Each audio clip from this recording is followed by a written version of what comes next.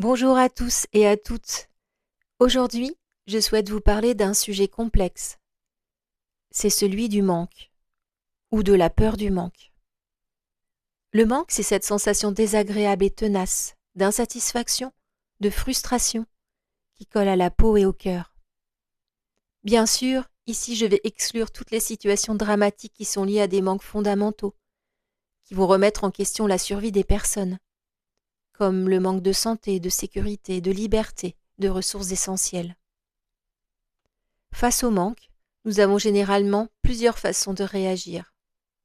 La lutte, qui passera notamment par le contrôle et le déploiement d'efforts soutenus. La fuite, qui pourra impliquer par exemple le déni ou la dissociation.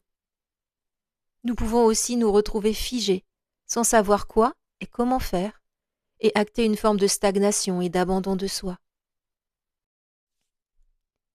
Cette notion de manque vous parle-t-elle ? Si c'est le cas, dans quel domaine ou quelle situation cela se situe-t-il pour vous ? Et comment cela impacte votre vie en ce moment ? Ressentez-vous des émotions à l'évocation de la notion de manque ? Il existe différents types de manque. Celui rattaché à la sphère matérielle, le manque d'argent, de moyens, le manque de temps, de réussite, de vitalité, de santé. Celui qui est rattaché à la sphère émotionnelle, le manque d'amour, de reconnaissance, d'estime de soi, d'autonomie, de joie, de paix et de foi. C'est ce type de manque que nous allons aborder aujourd'hui.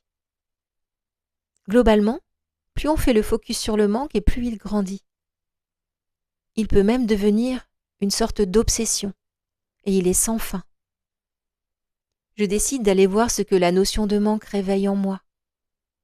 Je respire, je me centre et j'accueille. J'ouvre alors un espace de libération.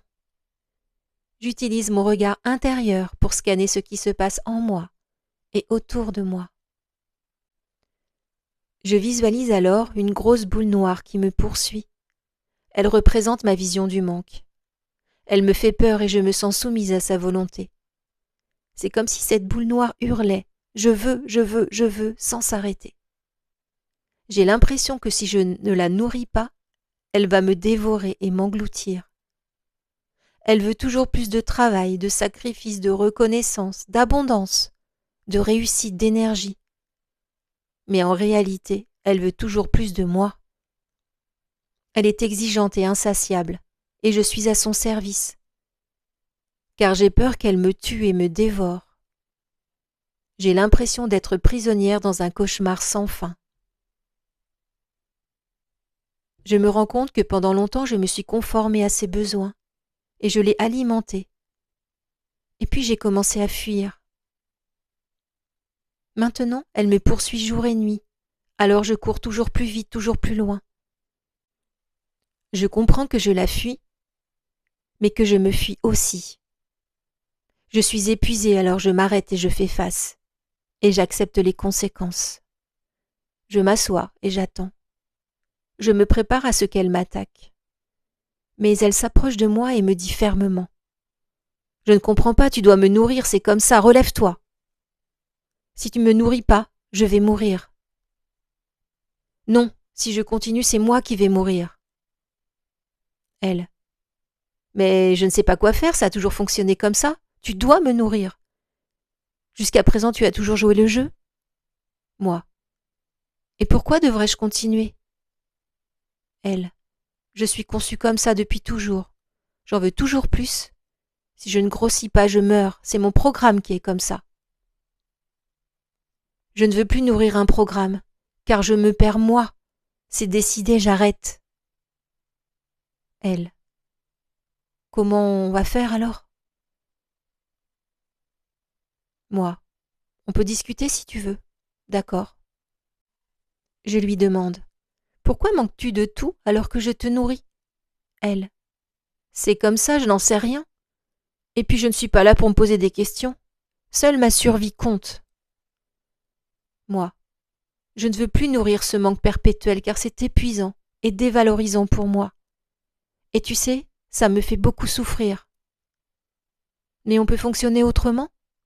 Tu n'en as pas assez, toi? Soudain, La boule noire se transforme en une enfant désemparée par ses propres caprices. Je m'approche d'elle doucement. Elle se met à pleurer et s'écroule sur le sol. Et je comprends qu'avant tout elle manque d'amour. Je lui prends la main pour l'apaiser et je sens que ça me fait du bien à moi aussi. Je lui dis « Je suis là pour toi, mais je reprends la main sur ma vie. Et toi, que veux-tu » Elle « Je ne pensais pas que l'on pourrait fonctionner autrement.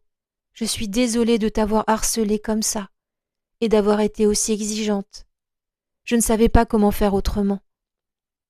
Mais maintenant je comprends mieux ta souffrance. Pour moi c'était comme un jeu.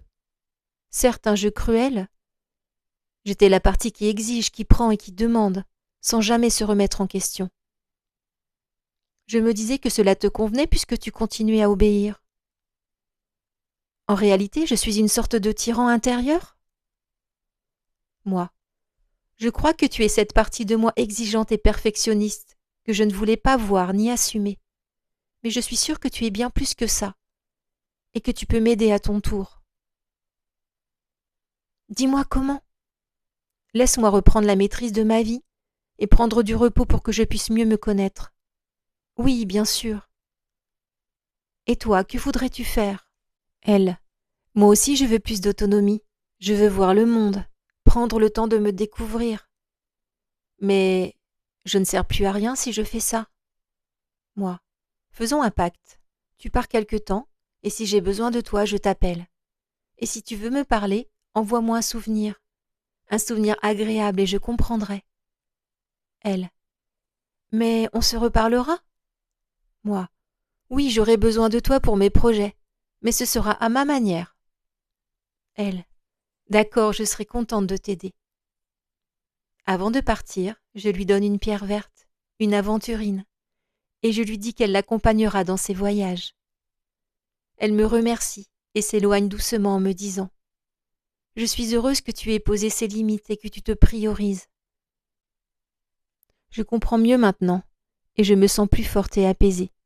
Je suis prête à reprendre la maîtrise de ma vie et à voir le manque pour ce qu'il est, une partie de moi qui avait besoin d'être écoutée et aimée. Merci pour votre écoute et à bientôt.